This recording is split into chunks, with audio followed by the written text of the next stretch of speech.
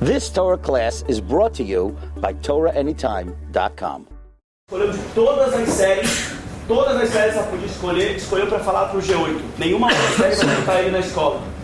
Então, pessoal, a gente conta com o silêncio total de vocês. Total, prestem atenção, uma honra ter ele aqui, ele fala muito bem, é muito interessante. E, pessoal, silêncio total e absoluto, ele vai terminar 8h53.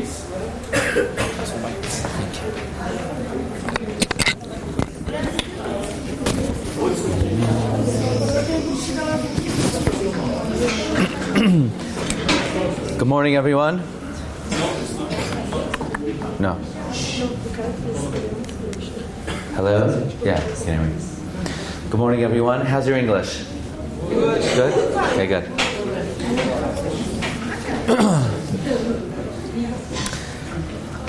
Every morning we say in the Tefillah, Barchenu Avinu, bless us, our Father. The Ar Panecha, with the light of your face. We ask God, bless the Jewish people with the light of your face. What's so good about the light of the face of God? So we say, Ki ba'ar panecha, with the light of your face, nasata lanu. This is Havara Ashkenazis or Sfardit? Sfardit, yeah? Ki ba'ar panecha natata lanu, Hashem Elokeinu, Torat Chayim. God, you gave us a living Torah. What does that mean, God gave us a living Torah? As opposed to what kind of Torah? What other kinds of Torahs are there? What do we mean, God, you gave us a living Torah?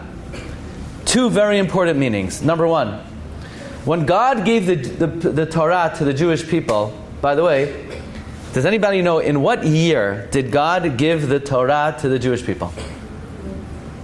What year of the Jewish calendar did God give the Torah to the Jewish people?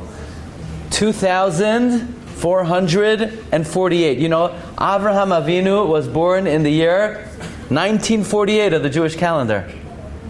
500 years later exactly, God gave the Torah to the Jewish people. The Chidah was one of the all-time great Sephardic giants of Torah.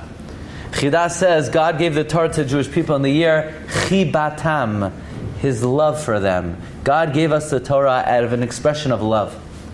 When God gave the Torah to the Jewish people, by the way, the most momentous historic event in the history of the world was the giving of the Torah on Sinai. Did you know? No event in the history of the world was seen by more eyewitnesses than the giving of the Torah. Even, in the United States of America, let's see if you know your American history. You know the president today in America, right? Who? Biden. Okay. Who was the president before Biden? Who? Okay. And before that? Who? Obama. Oh, you say in America, Obama. Okay. There. Good. You're getting some English lessons. Okay. Obama's inauguration was witnessed by more people than any inauguration in history, by 1 million people. 1 million people saw Obama become the president. But still, that was not the most eyewitnessed event in the history of the world. What event in the history of the world was seen by the most eyewitnesses? The giving of the Torah on Sinai. 600,000 men between 20 and 60, about 3 million Jews saw this. When God gave the Torah to the Jewish people, He taught us a very important lesson. That the Torah that God gave us is a Torat Chayim. It's a living Torah. You know what it means, a living Torah? That means if we would be given privilege, if we were privy to understand what keeps the world going, what's the heartbeat of the world, what allows the world to continue to exist. In a human being, what allows a person to exist? The heart beats, the lungs inhale oxygen. Okay, that's what keeps us alive. What keeps the world going? What keeps the world operating? How does the world continue to exist? The answer is the Torah that God gave us is a Torat Chayim. It means as follows. That means when we learn Torah, it keeps the world going. If there would be a moment in time that nowhere in the world a Jew wasn't learning Torah, the world would cease to exist. It could not exist. The life beat of the world, the heartbeat of the world. what gives the world life, vitality, is the learning of the Torah. By the way, it's very interesting. Rav Chaim Volozhinar. Did you ever hear of Rav Chaim Volozhinar? He was the student of the Vilna Gaon. You ever hear of the Vilna Gaon? He taught the reason why God created time zones. Why are there time zones? There needs to be Torah learning every moment of the day. If there weren't time zones, and everybody would be on the same time zone, then maybe there would be Torah between 8 a.m. and 7 p.m., and then the world couldn't exist. So God created time zones so that at every moment of the day, there's someone learning Torah. So when Jews in Brazil are going to sleep, Jews in Israel, they're waking up to learn Torah. This way, 24 hours a day, there's always somebody learning Torah. You know, it's interesting, I want to share with you. We say every morning in Tefillah, Elu Devarim Sha'adam Ochel Perotehem Ba'olam Hazeh. The following things, you get some fruits in this world. What are they? Kibbud Avayim, Gemilot Chasadim, Bikor Cholim, Kivurat Meitim. These are the things that we get reward in this world. There's a big problem with that. What do you mean we get reward in this world? Did you ever hear? The Gemara teaches us, Schara Bahai Alma Leka. There's no reward in this world. All the reward is in Olam Haba. So what does the Gemara mean? Elu Dvarim Sha'adam Ochel Peroteim Ba'olam Hazeh. There's no reward in this world. You have to wait to the next world to get reward. So the Rambam explains that even though there's no reward in this world, you could get perot, side benefits, a perk, an extra treat in this world. For what things do you get an extra treat in this world? If you do something that helps somebody in this world, it's logical that God should give you some kind of benefit in this world as well. So, Gemilot Chasadim, you help your friend with his homework, you help your friend with whatever he needs, you're helping somebody ba'olam hazeh, God's going to give you some fruit in this world. Or you visit someone who's sick, you're helping them in this world, you're going to get a side benefit in this world. Anything you do to help another Jew, ba'olam hazeh, in this world, God will give you a treat in this world. The main reward is in the world to come. So the question is, if the only way to get some kind of payback in this world is to help somebody in this world, why would the Mishnah say, V'talmud Torah keneged kulam? That the learning of Torah is equal to all of these mitzvot. Who are you helping when you learn Torah? You're not doing anything for your friend when you're learning Torah. Torah is ben adam lemakom. It's between you and God. But you're not helping anybody in this world. Why would the Mishnah include in all of the other mitzvot of ben adam lechavero the mitzvah of Talmud Torah? The answer is that when you learn Torah, you're actually doing something not only for God, you're doing something for your friend. Not only are you doing something for your friend, you're doing something for the whole world. Without the learning of Torah, the world cannot exist. The greatest act of charity, of kindness that a Jew could do is to learn Torah. So Torah is literally the most important activity that God has given the Jewish people. So let's say you wake up in the morning and you say, look, I'm living in Brazil. I want to do something for the Jewish people. I want to help Am Yisrael and Eretz Yisrael. What could I do to help Klal Yisrael? The greatest thing you could do for Klal Yisrael and for the entire world is you open up Chumash, a Mishnah, a Gemara. You have an extra 5 minutes. You have an extra 10 minutes. The greatest thing you could do for the whole world, the Talmud Torah keneged kulam. It's not only for God. It's for not only for your friend. It's for the entire world. The Torah is the Torat Chayim. But I would like to share with you, if I may, another important aspect of the Torah being a Torat Chayim. I want to talk about a very interesting topic. I don't have a lot of time, but maybe we could squeeze into a few minutes a very interesting topic. Did you ever hear of artificial intelligence? AI. You know what AI is?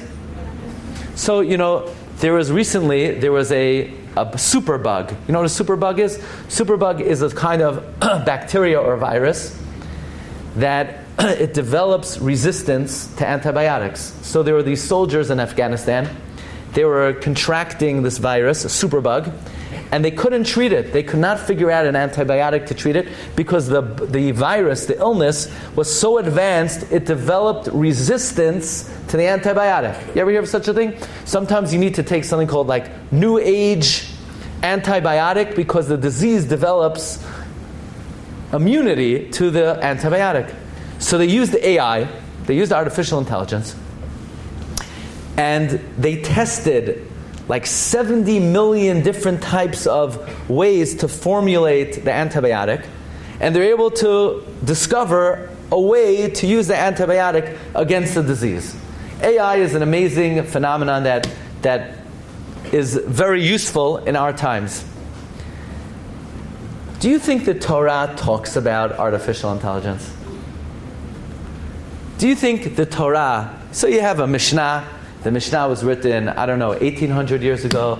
The Gemara was written 1500 years ago. Do you think the Gemara talks about artificial intelligence? I mean, they just came up with it 5, 10, 15, 20 years ago. You think the Gemara talks about it? Nah, come on. The Gemara is, very old. It's written, it's ancient. I want to share with you another important meaning of that the Torah is a Torat Chayim. When we say the Torah is a living Torah, that means there is no issue, there is no phenomenon, there is no discovery that scientists could come up with that the Gemara does not talk about. Ein kol chadash tachas hashemesh. There's nothing new under the sun. If we have our Torah, every issue of the day we can study and we can analyze and we can understand based on the Torah. So let me show you how this applies to artificial intelligence on Shabbat, okay? And then I want to talk about artificial intelligence in general. On Shabbat, we know there are 39 categories of work that we don't do. We rest from. So you walk into a room, it's dark in the room, can't flip on the light switch. It's one of the 39 melachot. Havara, you can't light a fire. A light bulb is a form of a fire. You can't turn it on the Shabbat, which means you can't use electricity on the Shabbat. You can't use your phone. So I have an interesting question. So now they have something called a smart house, smart home. You know what a smart home is?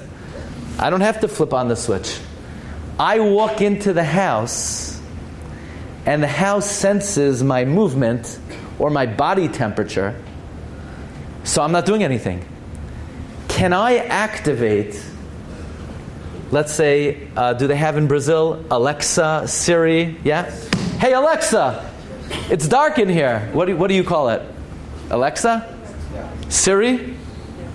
Yeah, my wife's name is Suri, so people think sometimes, I'm talking to the computer. It's my wife. Her name is Sarah. But anyway, you say, hey Alexa, hey Siri, it's dark in here. Turn on the light. Hey, Alexa, I'm hot. Turn on the AC. Could you do that on Shabbat? No. Well, the first thing is, does the Gemara talk about that? No, come on. The Gemara doesn't talk about Alexa. The Gemara doesn't talk about Siri. Yeah, the Gemara talks about it. Come on, give me a break. The Gemara talks about whether you could use words to activate activity on Shabbat. Let me just give you a short example. Now, the truth is, the Gemara talks about a more archaic and ancient case, but the principles of the Gemara apply equally to modern technology. So the first thing you have to know is if you have an animal, you're not allowed to muzzle your animal while it's working. You have to let the animal eat while it's working. This is called chasima. Lo tachsom shor b'disho. You can't muzzle an ox when it's threshing. You know about this? I heard that in this school, everybody is very careful that if they have an ox, they don't muzzle it while it's working in the field. Kol hakavod, very good. I heard that nobody muzzles their ox in Yeshivat Beit Yaakov, right? Who has an ox today? Nobody has an ox today. So you learn the Gemara. You think the Gemara is talking about, like, I heard the alarm, not the alarm. What is it called?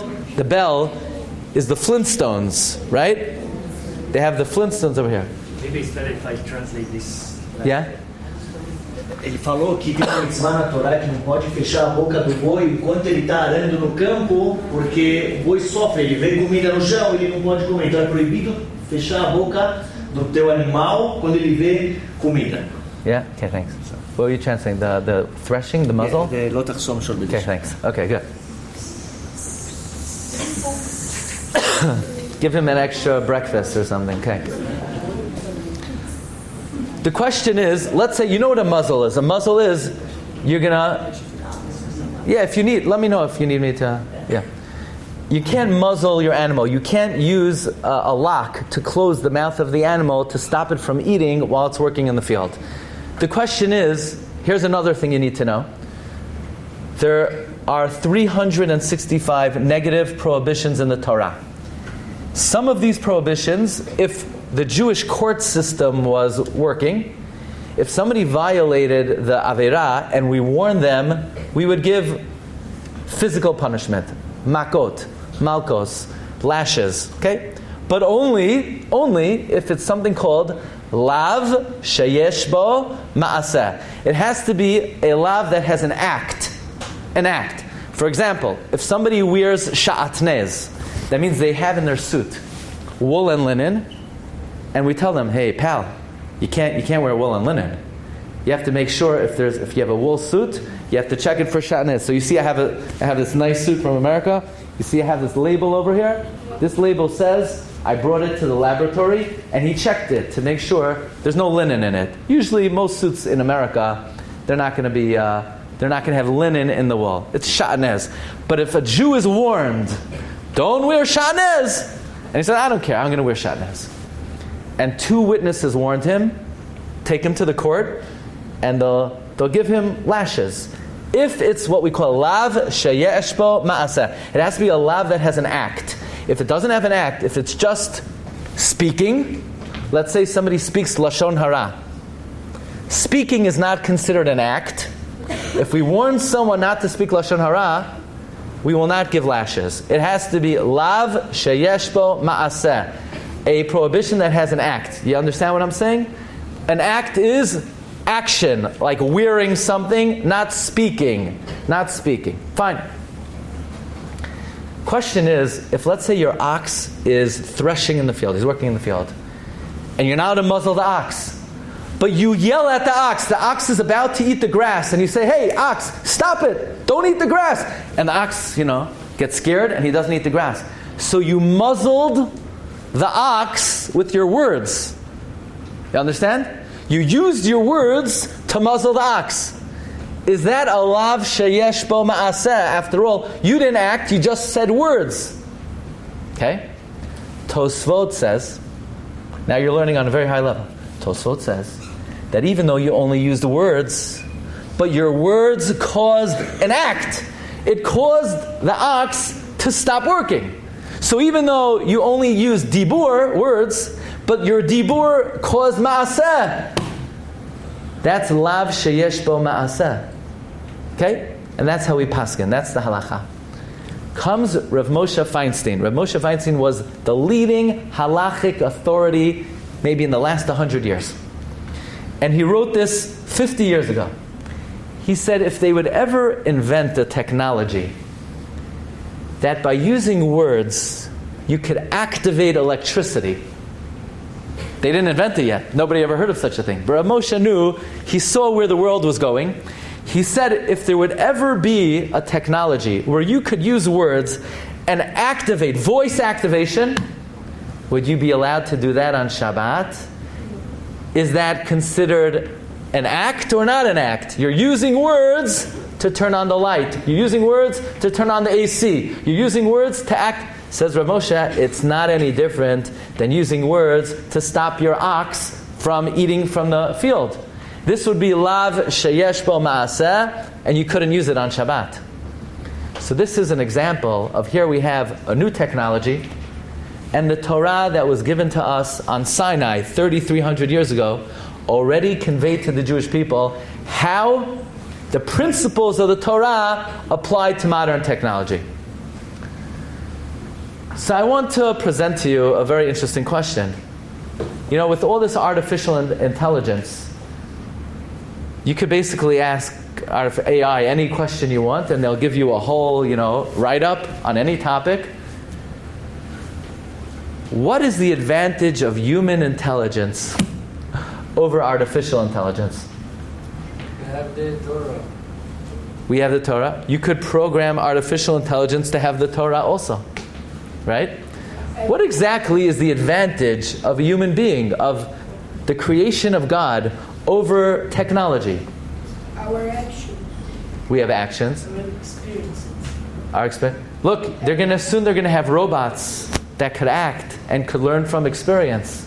We can help people. Can help people. Everything that the AIs know, it first came from us.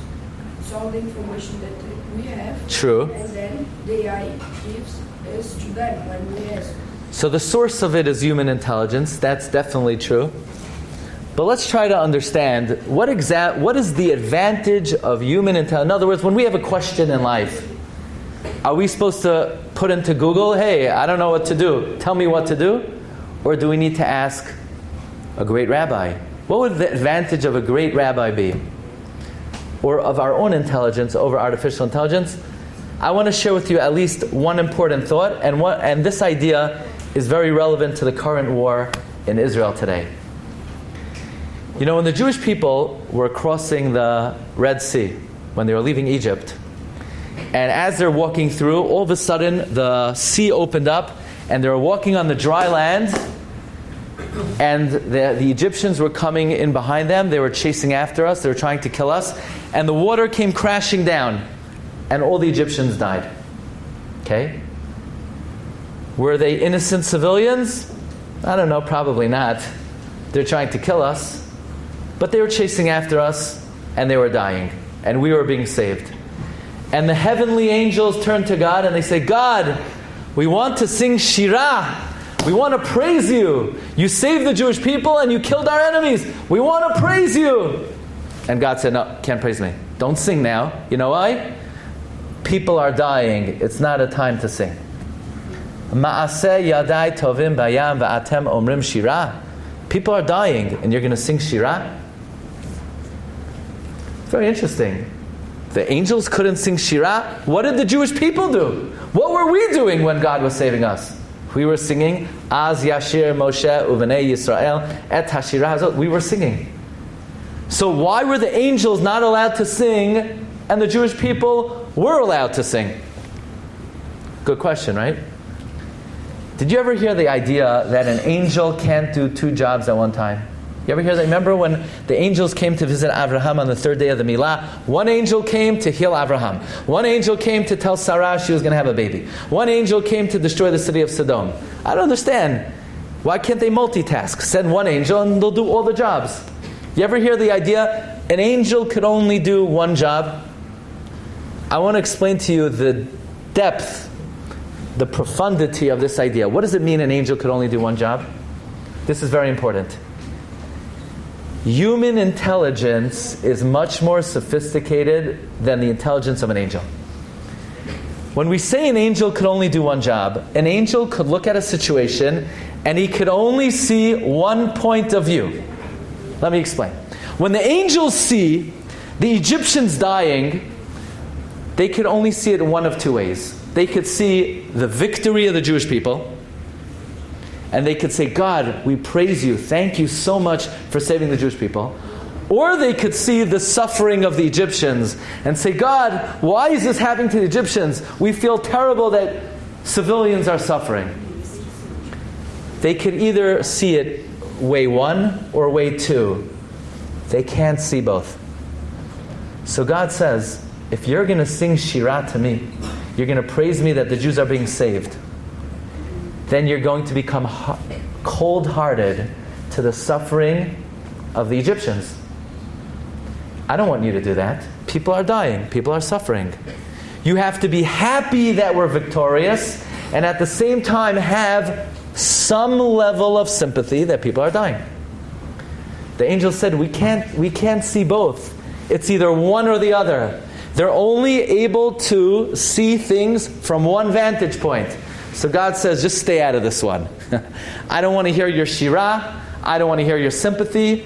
because you're not sophisticated enough to process what's happening. The Jewish people, on the other hand, were created in the image of God. Angels are not created in God's image. Man is created in God's image. Being created in God's image means we can process a situation in many layers. We can see our victory and rejoice. We can see people suffering and at the same time have a small degree of sympathy. You know what? Yeah, they're our enemy, but they are human beings. And while we're rejoicing in our victory, at the same time, we could be somewhat sympathetic to their plight. This is the greatness of a human being. A human being is created in the image of Hashem. A human being could celebrate victory and be sympathetic to other people's suffering. You know, many people have a hard time dealing with what's happening in Israel.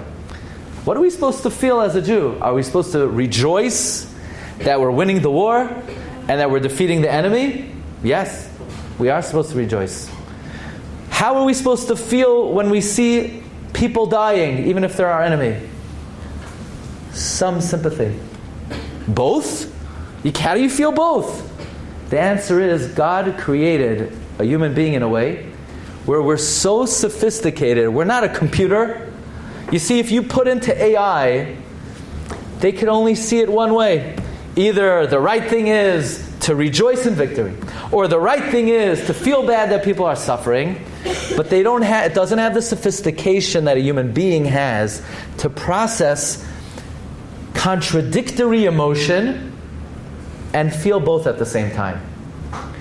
This is why the angels were not allowed to sing to God, and the Jewish people were allowed to sing to God.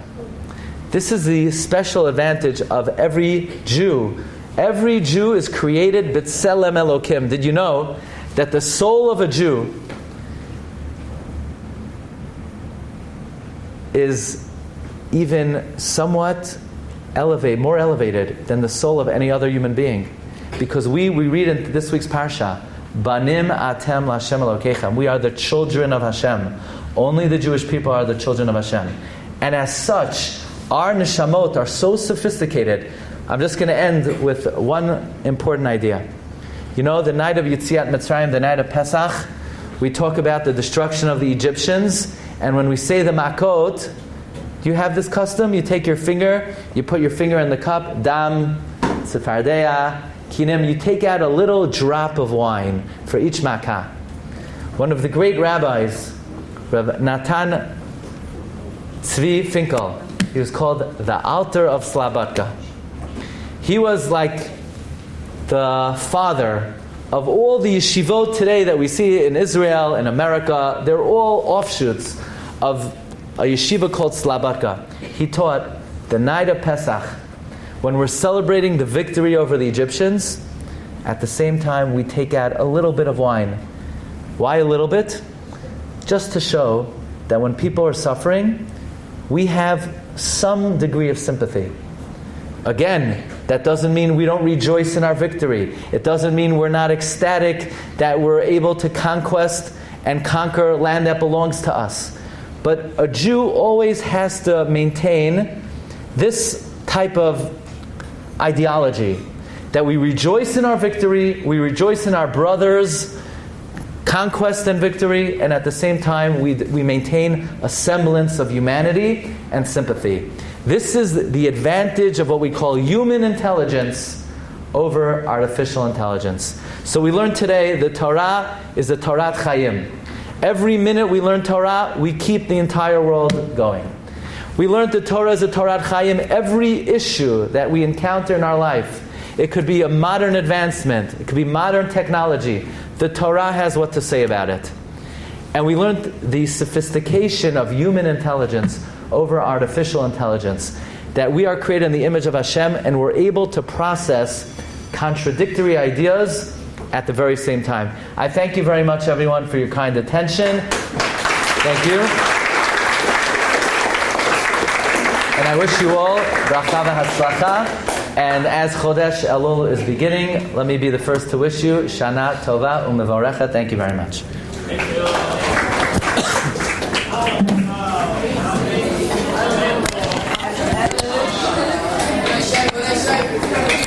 Shabbat shalom. Thank you. Shabbat shalom. You've just experienced another Torah class brought to you by TorahAnytime.com.